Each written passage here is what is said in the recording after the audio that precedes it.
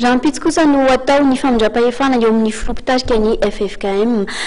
andray izany andraikitra izany ara moa manomboka raha mpitsy ny avy eo amin'ny fiangonana ekary akoatra izay dia mitoy ihany koa ny fanomanana ny dinika eo amin'ny samy malagasy sy ny fampihavanana izay tarihany FFKM hoy ny pastera Gilbert Randrenirina fanazavana azy janoary moa zany dia atao hoe daty manandaza raha amin'ny sapinony arantany satria ny 7 ka hatramin'ny 5 janoary dia herinandro fiaraha-mivavaka arantany fa fiainatsika zany eto Madagasikara amin'ny FFKM ny 5 janoary zany na ao anatin'ny herinandro fiaraha-mivavaka io no ataony fifamindram-pahefana araky ny fihodinana amin'ny fitondrana ao amin'ny filoham-piangonana Efatratota dia ny amin'ny 5 janoary zao zany dia ho tanterahina ao amin'ny katedraly katolika ao Andohalo amin'ny ora sasany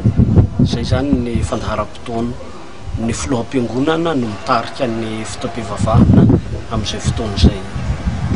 dia ny fifamindram-pahefana moa zany arak'izay fanapitaina tamintsika tamin'ny 5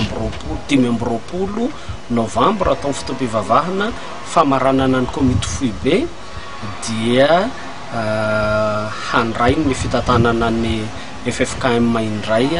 ny avy eo amin'ny katolika zany nandimby ny avy eo amin'ny luterana pasteur docteur Rakotondor Modeste dia ho tembiasan'ny avy eo amin'ny katolika Monseigneur Razanak'olona Odon Marie Arsène io moa zany efa fanambarana efa natao tamin'ny 25 novambra fa ny FFKM zany dia hanao fivoriana fampihavanana ny zanak'Andriamanitra dia ny daty zany ny amin'izay ny fanatanterahana an'izay dia noko fa ho retsika tsy hoe la avy amin'ny filoham-piangonana efa atao zany hatramin'izao